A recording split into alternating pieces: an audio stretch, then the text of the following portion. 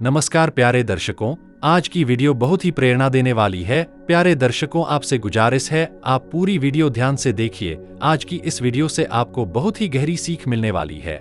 आज की वीडियो का शीर्षक है, एक बूढ़े तोते ने बताया, इन 3 स्त्रियों से हमेशा बच के रहना वरना कंगाल कर देती हैं। प्यारे दर्शकों, गांव के किनारे एक विशाल और पुराना बरगद का पेड़ खड़ा था। उसकी जड़ें इतनी गहरी थीं कि ऐसा लगता था मानो वह धरती की आत्मा से जुड़ा हुआ हो। यह पेड़ गांव का सबसे पुराना गवाह था, जिसने कई पीढ़ियों को आते जाते देखा था।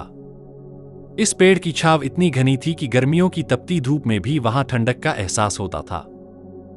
बरगद के ऊंचे ऊंचे, घने और मजबूत शाखाओं के बीच एक बूढ़ा तोता रहता था। उसकी उम्र का अंदाजा लगाना मुश्किल था, लेकिन गांव के बुजुर्गों का कहना था कि उन्होंने अपने बचपन से ही उस तोते को वहीं देखा है। इस तोते को लोग प्यार और आदर से गुरु तोता कहकर पुकारते थे। यह कोई साधारण तोता नहीं था। गुरु तोता इंसानों की भाषा बोल सकता था और उसके ज्ञान और बुद्धिमानी के किस्से पूरे इलाके में मशहूर थे। कहा जाता था कि वह तोता हर समस्या का समाधान जानता था। गांव के लोग अपने जीवन की कठिनाइयों को सुलझाने के लिए उसके पास आते थे। उसकी बातें इतनी गहरी और अर्थपूर्ण होती थीं कि लोग उसकी कही गई बातों पर बिना सवाल किए विश्वास करते थे। गुरु तोता हर किसी से बात नहीं करता था। वह केवल उन्हीं से संवाद करता था जो सच्चे मन से उसके पास आते थे और जिनमें धैर्य और जिज्ञासा होती थी। वह पेड़ की ऊंची शाखाओं पर बैठकर सब कुछ देखता रहता था, गांव के बच्चों का खेल, बुजुर्गों की गप्पें और यहां तक कि किसानों की मेहनत। एक दिन गांव के मेले से लौटते हुए 3 युवक, राम, मोहन और श्याम, बरगद के पेड़ के पास रुके। उन्होंने गुरु तोता के बारे में कई कहानियां सुन रखी थीं। राम ने कहा, अगर गुरु तोता वास्तव में इतना ज्ञानी है तो हमें उससे मिलना चाहिए। हो सकता है वह हमें जीवन के कुछ बड़े सबक सिखा सके। मोहन ने हामी भरते हुए कहा, सच में लोग कहते हैं कि उसने कई लोगों की समस्याएं हल की हैं। चलो हम भी उससे मिलकर देखते हैं। श्याम, जो स्वभाव से थोड़ा संकोची था, बोला, लेकिन क्या वह हमसे बात करेगा? मैंने सुना है कि वह हर किसी से बात नहीं करता। राम ने उत्साह से जवाब दिया, कोशिश करने में क्या बुराई है? चलो उससे विनम्रता से पूछते हैं, शायद वह हमें भी कुछ सिखाए। तीनों युवक पेड़ के पास पहुंचे और नीचे खड़े होकर गुरु तोता को पुकारा। तोता अपनी ऊंची शाखा पर बैठा था। उसकी आंखें गहरी और चमकदार थीं, जैसे वे किसी अनदेखे ज्ञान का भंडार हो। उसने युवकों की आवाज सुनी और अपनी गर्दन घुमाकर उनकी तरफ देखा। कौन हो तुम लोग और क्या चाहते हो? गुरु तोता ने अपनी गंभीर आवाज में पूछा।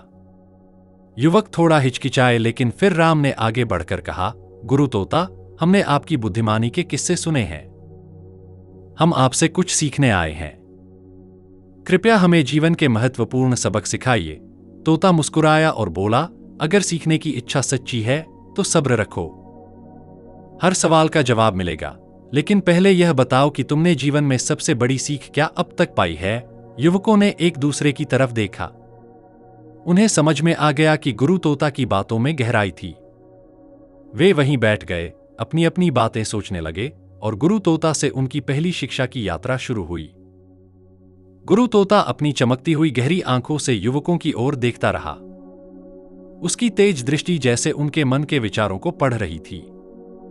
उसने अपनी सफेद पंखों को हल्का झाड़ते हुए गंभीर स्वर में पूछा, कहो बच्चों, आज मेरे पास क्यों आए हो? क्या तुम सिर्फ मेरी कहानियां सुनने आए हो या तुम्हारे मन में कोई गहरी जिज्ञासा है?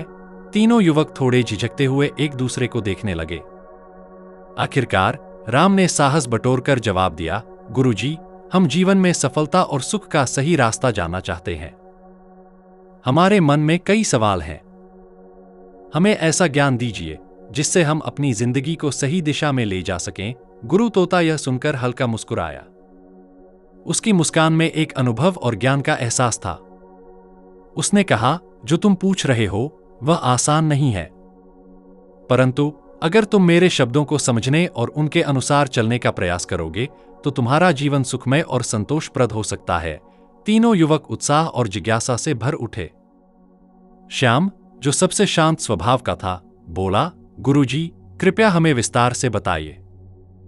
हम आपकी हर बात को ध्यान से सुनेंगे।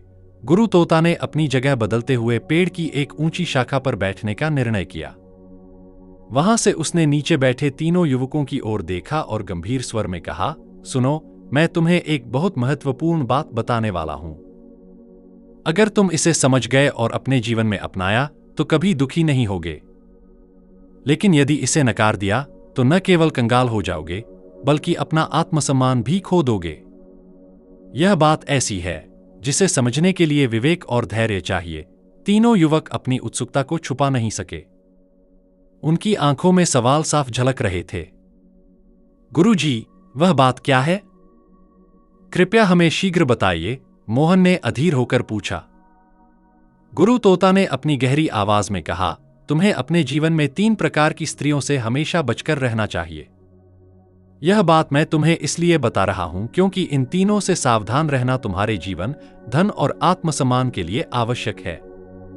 अब ध्यान से सुनो। युवक थोड़ा असमंजस में पड़ गए। राम ने थोड़ा झिझकते हुए पूछा, गुरुजी, आप किन स्त्रियों की बात कर रहे हैं? कृपया विस्तार से समझाइए। गुरु तोता ने गहरी सांस ली और कहना शुरू किया, मैं तुम्हें इन तीनों के बारे में बताऊंगा, लेकिन यह याद रखना कि मेरा उद्देश्य किसी को नीचा दिखाना नहीं है। मेरा उद्देश्य केवल तुम्हें यह सिखाना है कि जीवन में विवेक और सावधानी से काम लेना कितना जरूरी है। पहली स्त्री, लालच की देवी। गुरु तोते ने अपनी आंखें बंद कीं, जैसे वह किसी पुराने अनुभव को याद कर रहा हो। फिर उसने अपनी गहरी और स्थिर आवाज में कहा, पहली स्त्री वह है जो केवल तुम्हारे धन और ऐश्वर्य से प्रेम करती है।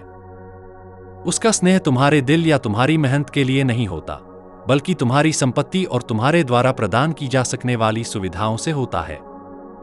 वह तुम्हें अपनी मीठी मीठी बातों और आकर्षक व्यवहार से अपनी ओर खींचेगी, परंतु उसके इस व्यवहार के पीछे का असली मकसद तुम्हारी संपत्ति और संसाधनों पर अधिकार करना होता है। वह तुम्हारी सारी कमाई अपने नियंत्रण में ले लेगी, और जैसे ही तुम्हारे पास कुछ भी नहीं बचेगा, वह तुम्हें छोड़कर ऐसे गायब हो जाएगी जैसे कभी थी ही नहीं। तीनों युवक इस बात को सुनकर गहरे सोच में पड़ गए। राम ने गहरी सांस लेते हुए पूछा, गुरुजी, ऐसी स्त्री को पहचानने का उपाय क्या है? आखिर कैसे समझे कि उसका स्नेह सच्चा नहीं है? गुरु तोते ने राम की ओर ध्यानपूर्वक देखा और कहा, ऐसी स्त्री को पहचानना कठिन हो सकता है, लेकिन असंभव नहीं। उसकी प्राथमिकताएं और व्यवहार उसे पहचानने में मदद करेंगे। वह हमेशा महंगे उपहारों, बड़ी गाड़ियों, आलीशान जिंदगी और भौतिक सुख सुविधाओं की बातें करेगी। उसकी इच्छाएं सीमित नहीं होंगी और वह तुम्हारी संघर्ष की कहानी सुनने में रुचि नहीं दिखाएगी।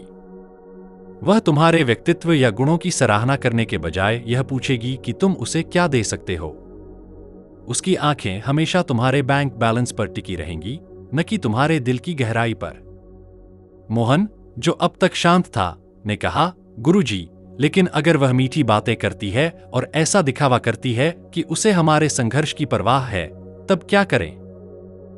गुरु तोते ने एक हल्की मुस्कान के साथ जवाब दिया, यही तो उसकी सबसे बड़ी चाल होती है। वह तुम्हारे संघर्ष को समझने का दिखावा कर सकती है, लेकिन उसके शब्दों और कर्मों के बीच विरोधाभास होगा। वह तब तक तुम्हारे साथ रहेगी जब तक तुम उसे वह सब कुछ देते रहोगे जो वह चाहती है, लेकिन जैसे ही तुम्हारे पास देने के लिए कुछ नहीं बचेगा, वह धीरे धीरे तुम्हारी जिंदगी से गायब हो जाएगी।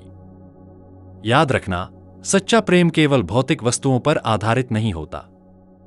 अगर कोई तुम्हें केवल इसलिए पसंद करता है क्योंकि तुम उसे भौतिक सुख सुविधाएं दे सकते हो, तो वह सच्चे रिश्ते के योग्य नहीं है।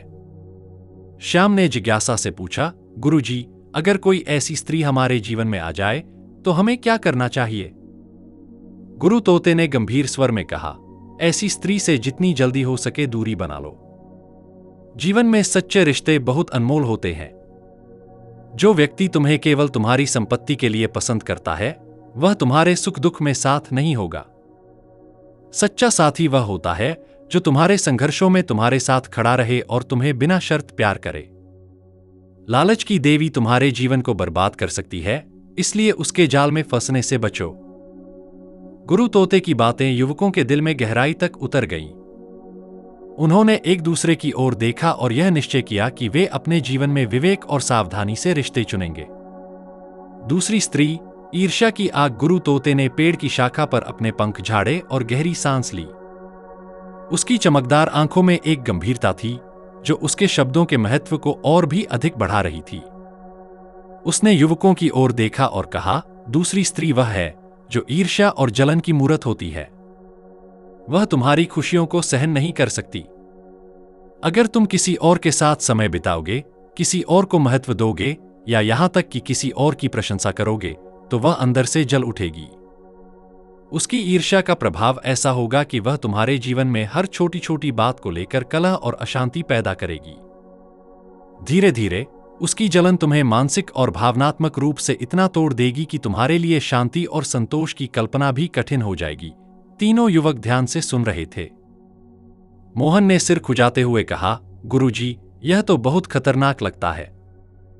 लेकिन ऐसी स्त्री को पहचानना कैसे संभव है? आखिरकार हर कोई कभी कभी ईर्ष्या महसूस कर सकता है। फिर हमें कैसे पता चलेगा कि यह सामान्य है या घातक? गुरु तोते ने मोहन की जिज्ञासा को समझते हुए कहा, यह सच है कि ईर्ष्या एक सामान्य मानवीय भावना है, लेकिन यह तब खतरनाक बन जाती है जब वह किसी के व्यक्तित्व का अभिन्न हिस्सा बन जाए। ऐसी स्त्री को पहचानने के लिए उसके व्यवहार और बातों पर ध्यान दो। वह हमेशा दूसरों की आलोचना करेगी, खासकर उन लोगों की जो तुम्हारे करीब हैं। वह तुम्हें यह विश्वास दिलाने की कोशिश करेगी कि केवल वही तुम्हारे लिए सही है और बाकी सब तुम्हारे जीवन में समस्याएं पैदा कर रहे हैं। उसका अहंकार इतना बड़ा होगा कि वह तुम्हारे अन्य रिश्तों को सहन नहीं कर सकेगी और हर समय तुम्हें दूसरों से दूर करने की कोशिश करेगी। राम, जो अब तक गंभीरता से सुन रहा था, ने कहा, गुरुजी, लेकिन अगर वह हमें यह विश्वास दिला दे कि वह सही है और बाकी सब गलत, तो क्या करें? यह तो बहुत ही पेचीदा लगता है। गुरु तोते ने मुस्कुराते हुए उत्तर दिया, यही उसकी चाल होती है। वह तुम्हें भावनात्मक रूप से नियंत्रित करने की कोशिश करेगी। वह तुम्हारे निर्णयों पर प्रभाव डालने के लिए तुम्हारे साथ सहानुभूति का दिखावा करेगी, लेकिन उसकी असली मंशा तुम्हें दूसरों से अलग थलग करना होती है। याद रखो, सच्चे रिश्ते स्वतंत्रता और विश्वास पर आधारित होते हैं, न कि नियंत्रण और जलन पर। जो स्त्री तुम्हारे सभी रिश्तों को बर्बाद करने की कोशिश करे और तुम्हें केवल अपने अधीन रखना चाहे, वह तुम्हारे लिए सही नहीं हो सकती। ऐसी स्त्री तुम्हारे जीवन को नर्क बना सकती है। श्याम, जो अब तक चुपचाप बैठा था, ने पूछा, गुरुजी, अगर ऐसी स्त्री हमारे जीवन में आ जाए तो क्या हमें तुरंत उससे दूर हो जाना चाहिए या उसे समझाने की कोशिश करनी चाहिए? गुरु तोते ने श्याम की बात सुनकर गंभीरता से उत्तर दिया, पहले उसे समझने और संभालने की कोशिश करो। अगर वह सच में बदलने को तैयार हो तो उसे एक मौका देना चाहिए। लेकिन अगर उसकी ईर्ष्या और अहंकार तुम्हारी हर कोशिश को नकार दें, तो तुम्हें यह समझ लेना चाहिए कि वह तुम्हारे लिए सही नहीं है। जीवन में शांति और संतोष सबसे महत्वपूर्ण है। किसी भी ऐसे रिश्ते में रहना जो तुम्हें मानसिक और भावनात्मक रूप से तोड़ दे, केवल तुम्हारे जीवन को और कठिन बनाएगा। अपनी भावनाओं और आत्मसम्मान का सम्मान करना सीखो। गुरु तोते की बातें सुनकर युवकों के मन में नई सोच जागृत हुई। उन्होंने समझ लिया कि रिश्तों में संतुलन और समझ सबसे महत्वपूर्ण है।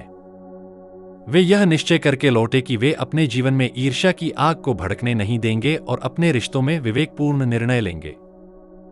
तीसरी स्त्री, दिखावे की रानी। गुरु तोते ने अपनी पंखों को फड़फड़ाया, मानो अपने विचारों को व्यवस्थित कर रहा हो। उसने अपनी गहरी और शांत आवाज में कहा, तीसरी स्त्री वह है जो केवल बाहरी सुंदरता, प्रतिष्ठा और दिखावे में विश्वास करती है। उसके लिए जीवन का अर्थ केवल समाज में प्रशंसा पाना और खुद को सबसे श्रेष्ठ दिखाना है।